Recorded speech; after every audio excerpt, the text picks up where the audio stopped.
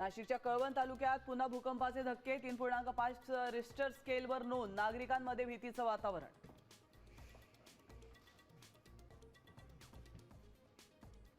चीनची भारतीय सीमेत पुन्हा घुसखोरी. अरुणाचल प्रदेशातील टाकसिंग प्रांतामध्ये भारतीय सैन्याला पेट्रोलिंग पॉइंट पर्यंत जाण्यापासून चीननं रोखलं.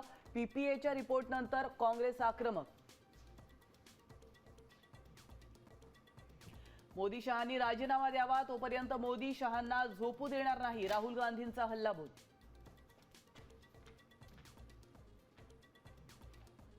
शिवसेना पक्ष चिन्हाबाबत पुन्हा मंगळवारी सुनावणी होणार. आमदार अपात्र ठरले तर विधिमंडळ बहुमताच्या चाचणीचं मोल काय?